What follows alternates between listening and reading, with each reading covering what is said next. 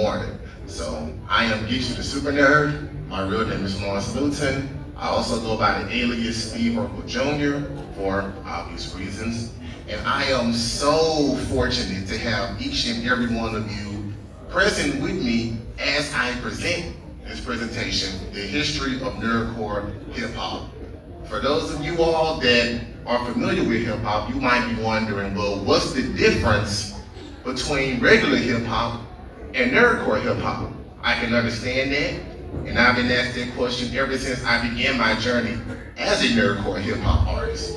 So I am very fortunate to answer all of your questions today with this presentation. So I'm thankful that you all are able to join me in this journey. So the first part is the history of nerdcore hip hop, music that's bigger than the industry. Now, you all might be wondering, why would I say that? Well, when you think about the mainstream hip hop industry, let's take a look at what's being glorified when it comes to regular hip hop. Sex is glorified, violence, that's glorified, police brutality of all kinds is justified, the sex is glorified, the drugs is glorified. So really when you're looking at it, it really just shows that there is a big and distinct difference between the music business and the music industry.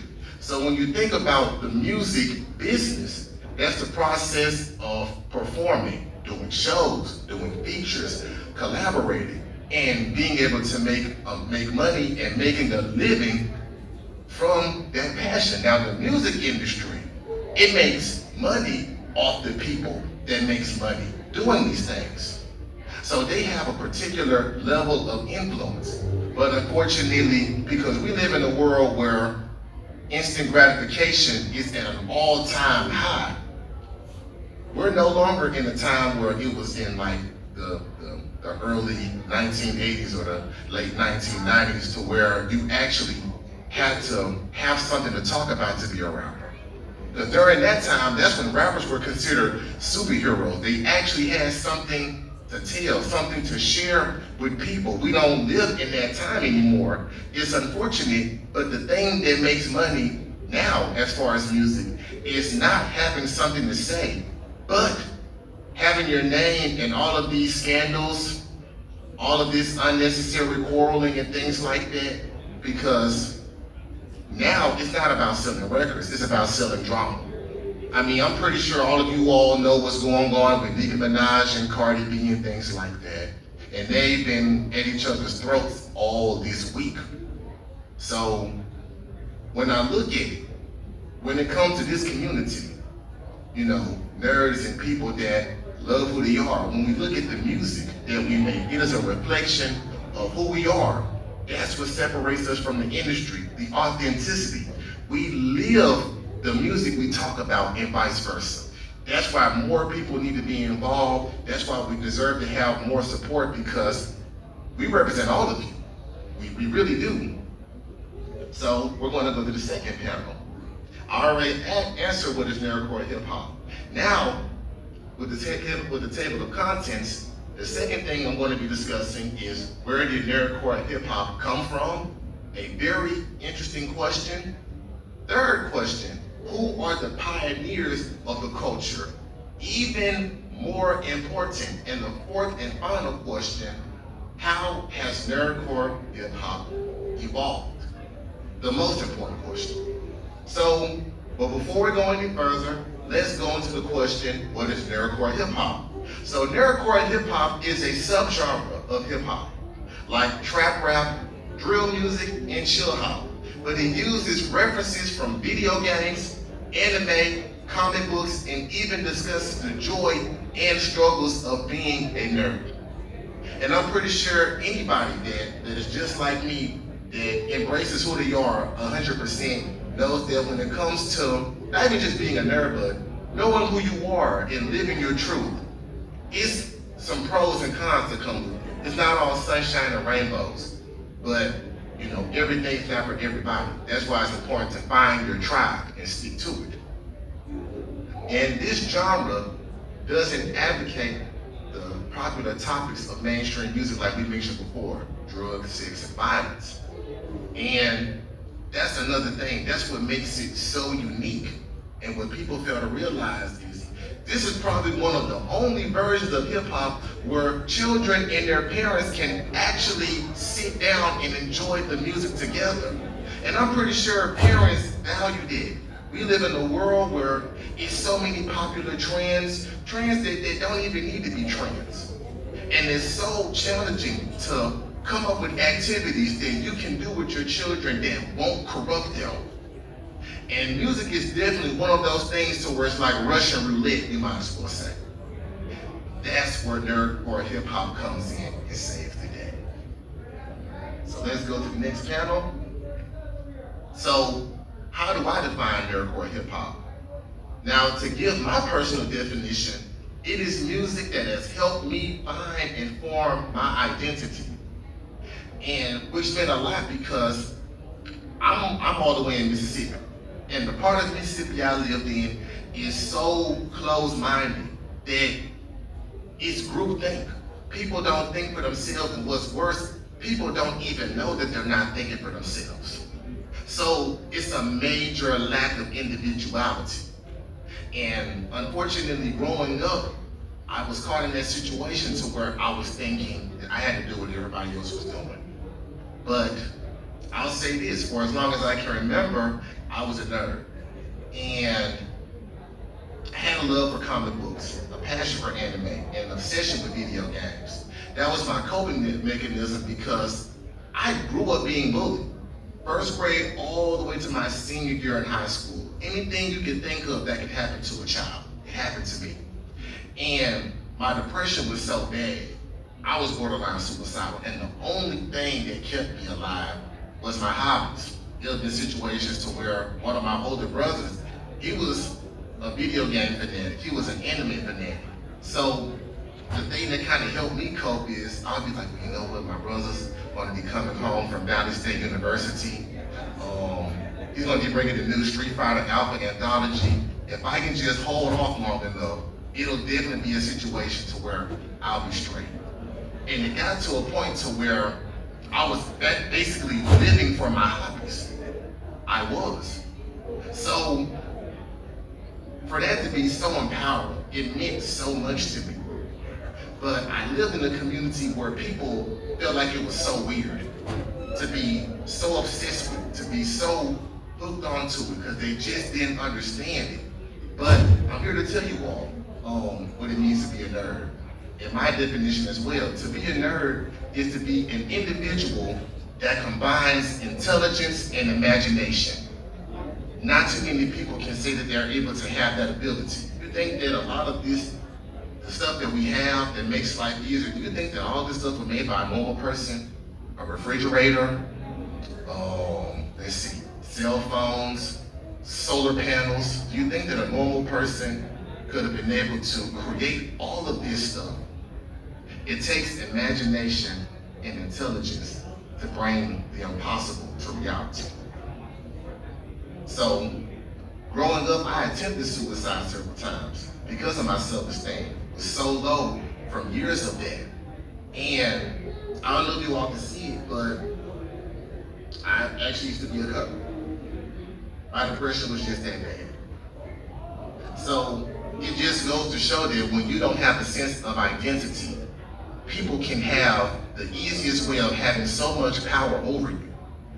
But when you find out who you are, you take that power back. And when you have the discipline, the mental fortitude, nobody will ever be able to take that power from you ever again. All right, so you see now, that leads us to the next panel, panel number 5. Now, the turning point of my journey. Now, this man that you see right here is actually somebody I've actually gotten close to, and he is also another fellow nerdcore hip hop artist in Cleveland, Ohio. So, my life changed forever when I came across this man on Instagram.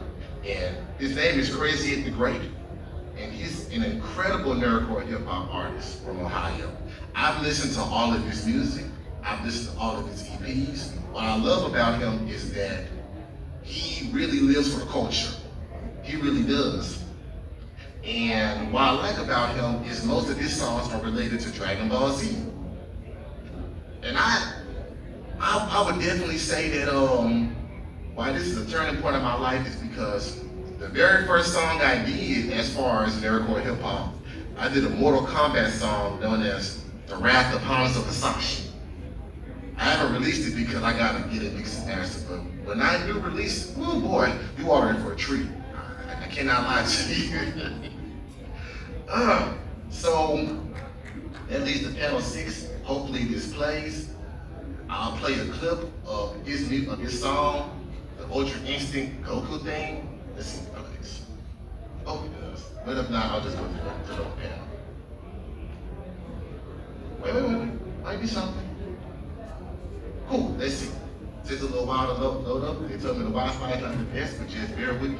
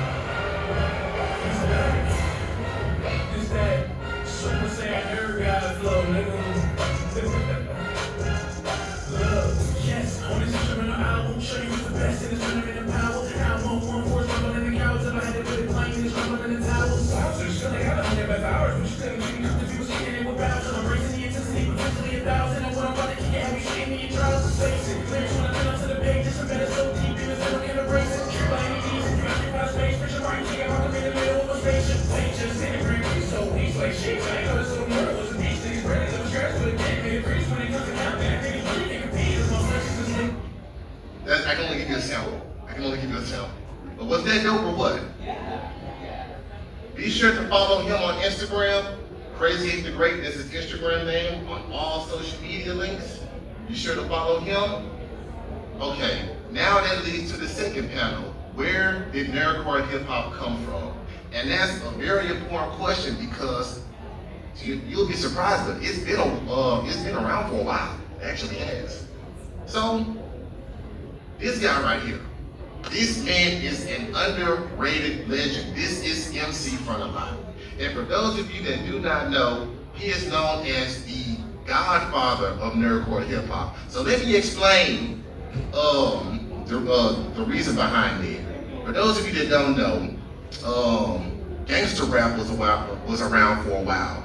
But Eazy-E was the first person to be able to take that genre and actually give it a name. So a lot of people consider MC Frontalot as the Eazy-E of Nerdcore hip hop because there were people rapping about video games and comic books and kung fu movies, but it never had a title to go with it. So him seeing what it was, he stepped in and not only gave it a name, but also made it bigger than what it was.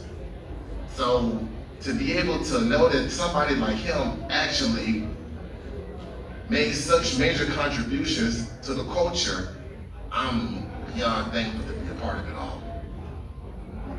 So with him, this was the song that actually contributed toward Nerdcore hip hop becoming a subgenre. So let's play that. Let's do that. Nerdcore, rise up. It could get elevated. Nerdcore, rise up. It could get elevated.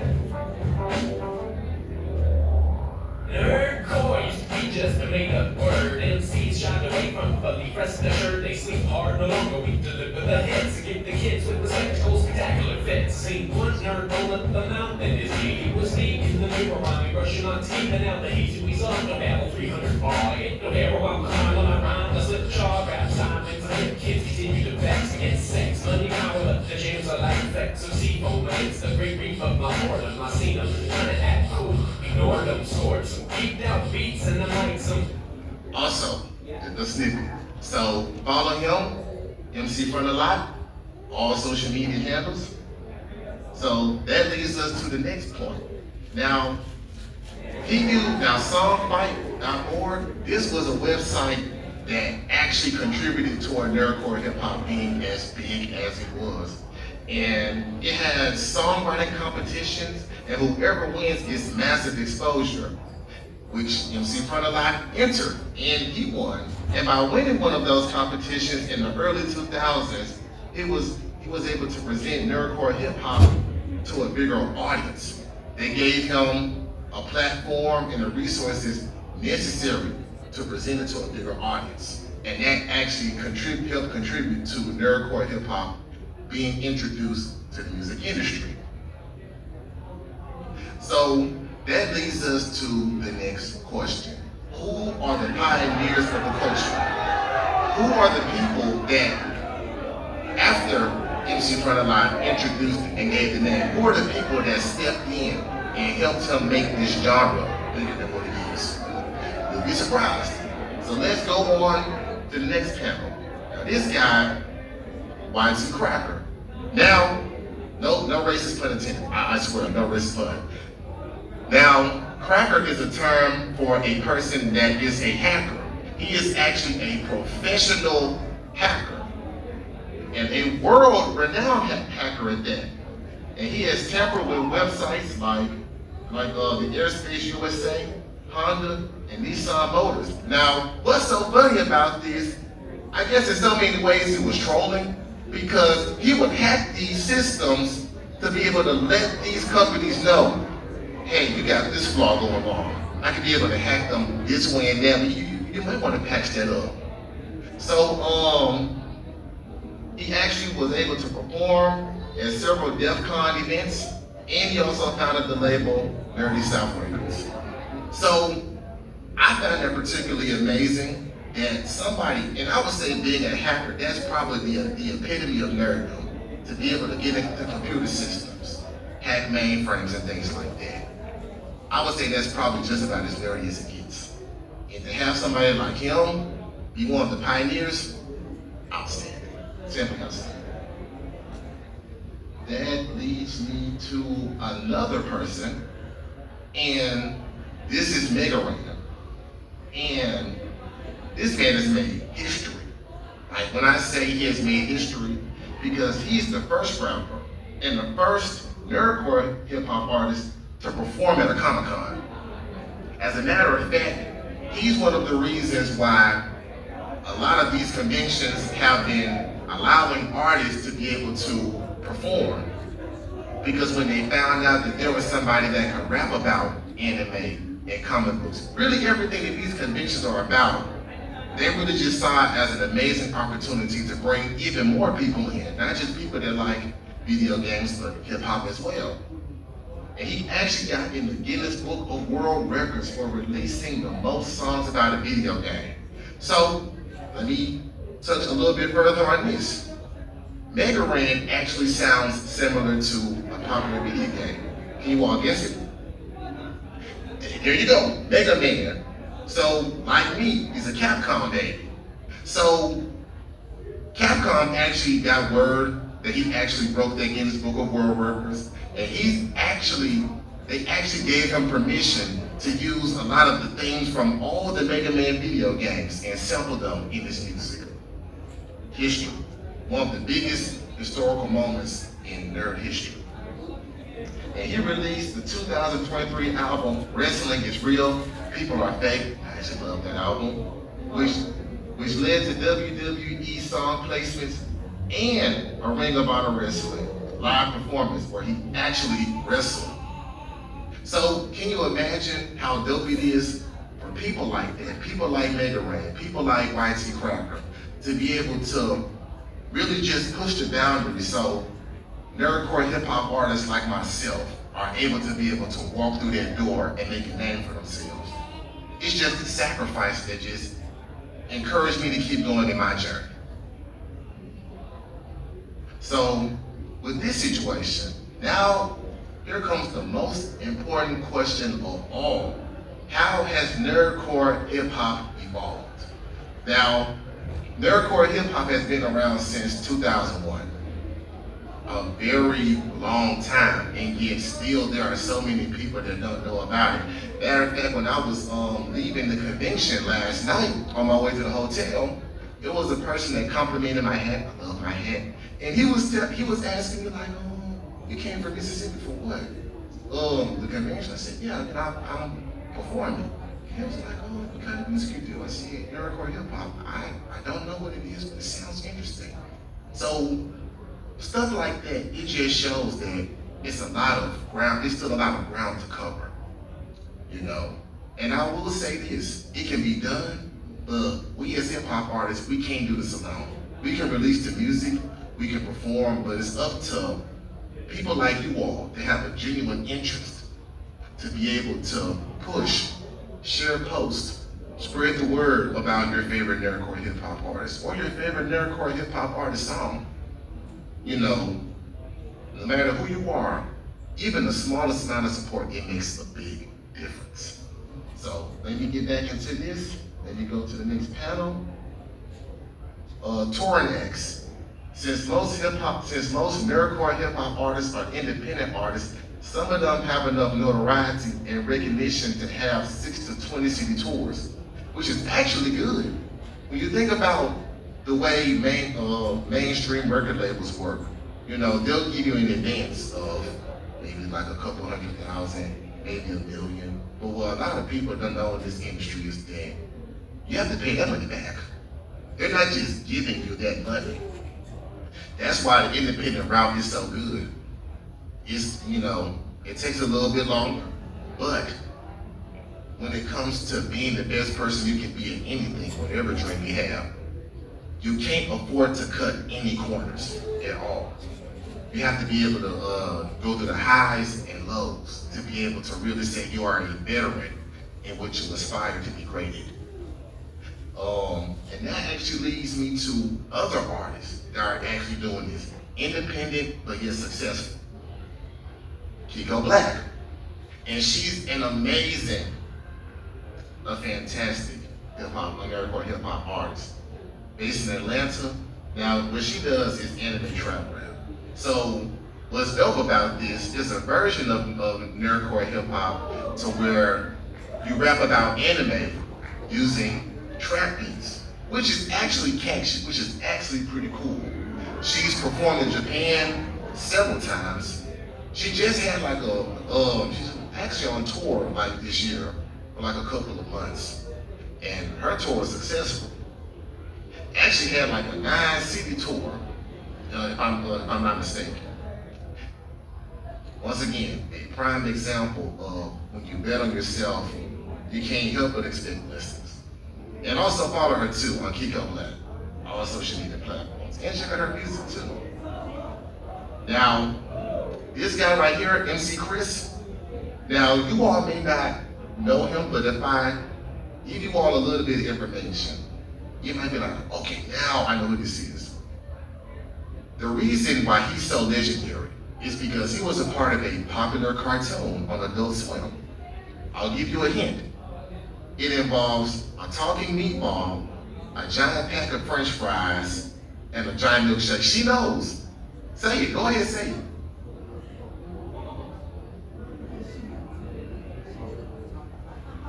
Okay, well I'll say it for you. Let me know if I got it right.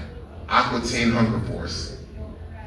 Yeah, that facial expression.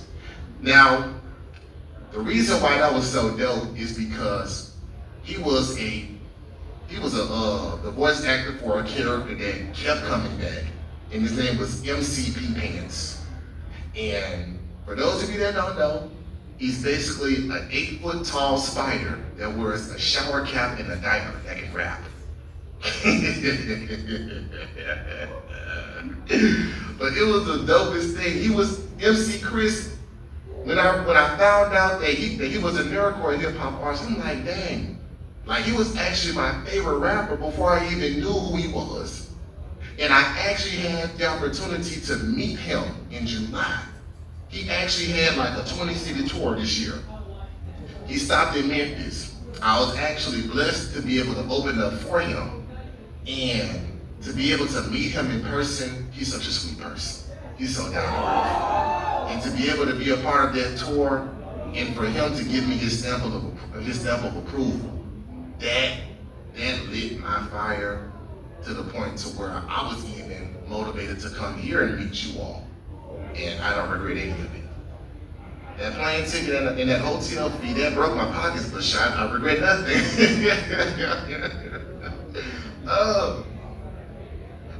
And even with the podcast, there are numerous podcasts that explain anime, video games, and comic books. And with nerd culture reaching new heights of prominence, these podcasts that discuss news in the anime and gaming world have started sharing their platforms with nerdcore hip-hop artists, inviting them to be guests on their podcasts. These podcasts, some of them, for example, Blurred Syndicate, Do You Speak Geek, and Anime Not Be For You. So it's a very close-knit community. I would dare to say a family of sorts. And that's another reason why I love this community. Like, these conventions are the only place I can go where I can talk to a total stranger as if I've known them my entire life.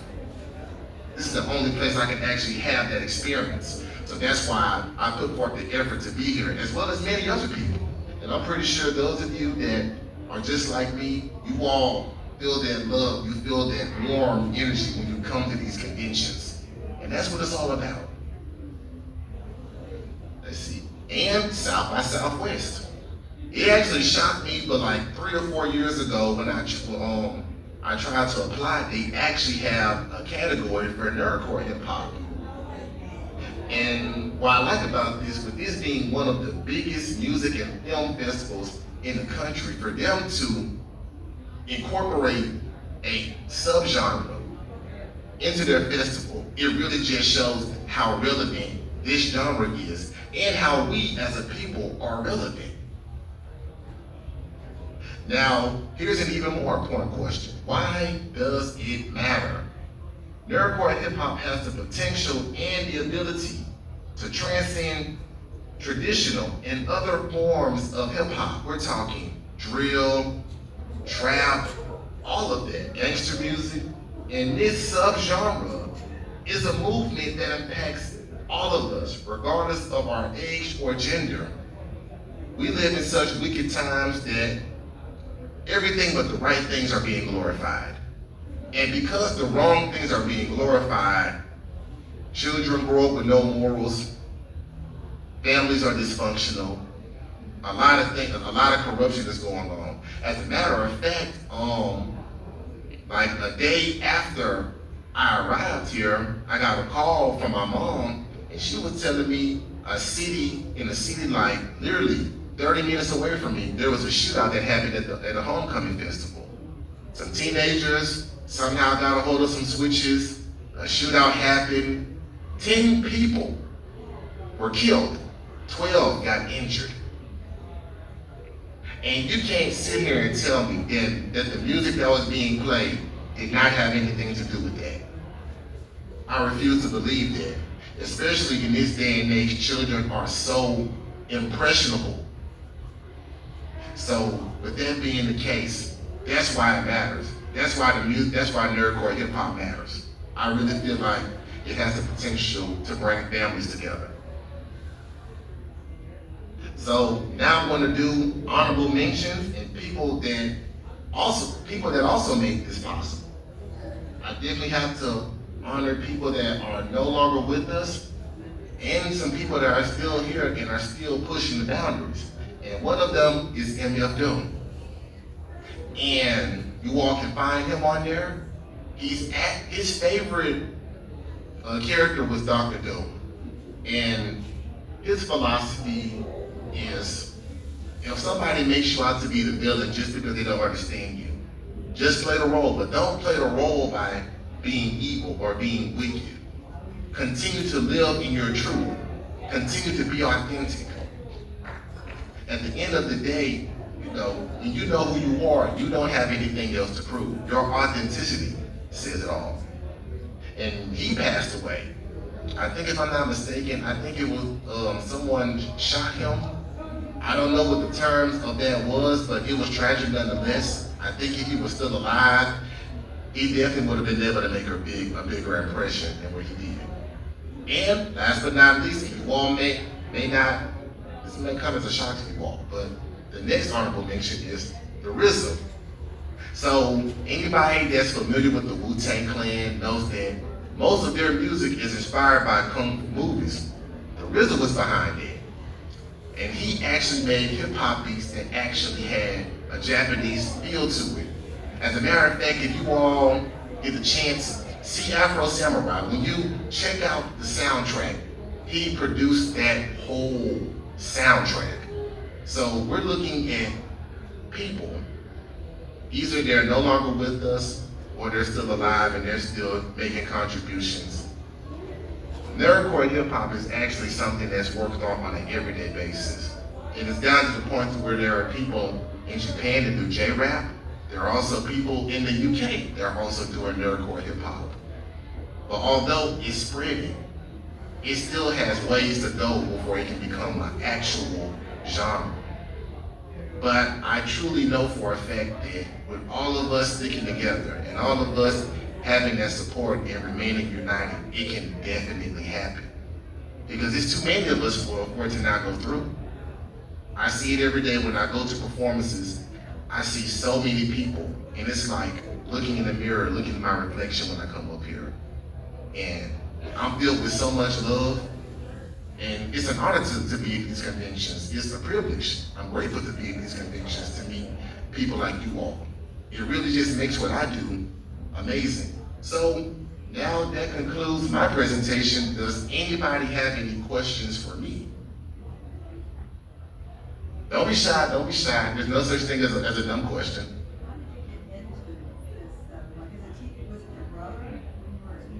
Now, how did I get into music, or? Yeah, the music and just the whole, I've never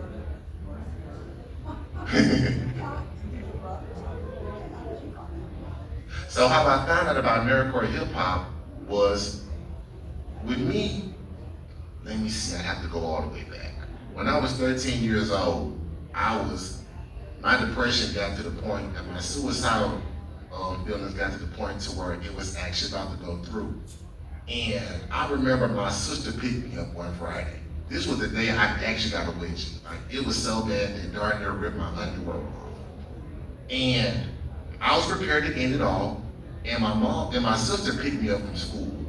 I had it made up in my mind right there and then I was going to end it. But my sister turned on her CD player in her Oldsmobile. And it was a rapper named Lucy. And he played the song, You Don't Know My Struggle. And it touched my soul to the point where I cried all the way home. We're talking a 5-minute drive. That's how long I cried. And that song meant so much to me. I waited until 2 o'clock in the morning, snuck outside, went into my sister's car, and I got every CD that said Lucy. I didn't care what it took. I just wanted to find that song and hear it again. And when I heard that song, I played it to the point where I knew that whole song by heart. And it was the coolest thing on earth, and I wanted so much to be like him. Because musically, he was everything I wasn't. I was shy, I was unsure of myself, I lacked confidence. And I said, you know what, I want to be a rapper. The way this man made me feel, I want to make other people feel this way too. So I started writing music. But the thing of the issue was that I could not rap about the streets like everybody else because, I didn't really just jump off the porch the way everybody else did. But then I said, you know what? I like video games. Let me write a song about this. So I wrote a song for Mortal Kombat called The Wrath of Hamza Masashi. And when I wrote the song, a song about Scorpion, I thought I invented something. But then I came across Crazy 8 the Great on Instagram, and I saw him wearing the cape and dressed like a Super Saiyan. I'm like, ooh, let me check this out.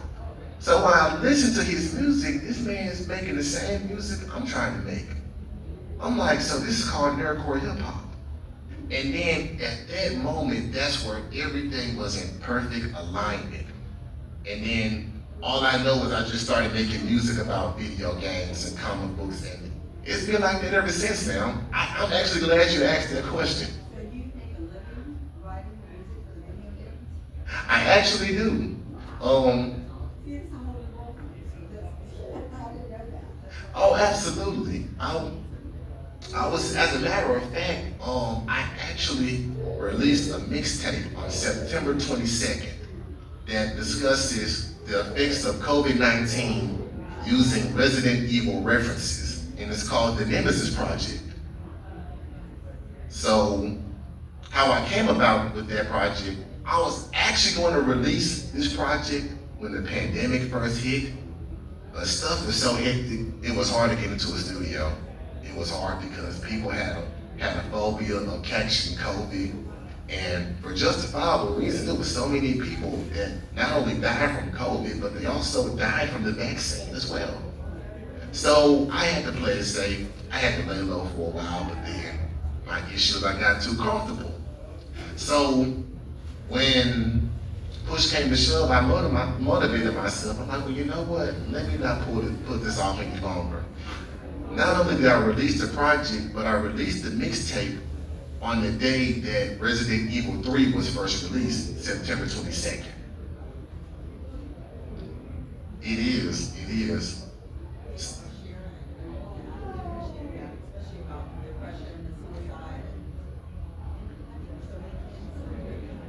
They are, and they, I lie to you not, and with the educational system, stuff is getting worse. They're not trying to do their job and make sure the children are safe. It's not a safe environment. And, you know, that's my biggest fear. That's the reason why, although I have somebody that I'm dating, we do want to be able to have children, but we really want to have children to where it's a safe environment for them, even if we have to homeschool for a while. Or sometimes that's a good thing, you know? It is, and see the thing about that, it's not like they're being sheltered. You can still have friends and stuff like that. It's just that school is not, it's just not. I thought stuff was bad when I went to school. It's worse now. It is. And I think about so many kids like me that had this situation to where they were tortured, might as well say, for being different. They were tortured because they didn't like what they were, they didn't understand it. And the suicide rate is even higher. And when I really just think about that, it really breaks my heart. That's the reason why I'm so determined to push my music the way I do. I truly believe that not just nerd music can save lives, but I can too. I believe in all of us. I really do. And I see this community for what it is. A very vibrant light that shines in a very dark world. Yep. So, any other questions? Okay, well, with that being, oh, you have a question? Oh, no, that's just. Oh. Thank you for sharing that. That was inspirational. Very, very interesting. Thank you. So that ends my presentation. I'm glad that you all have learned something from this, and it doesn't matter what you took from this. Whatever you learned or took from this presentation, take it with you. Not only when you leave this room, but in your everyday lives. Take whatever you learn. Take that with you.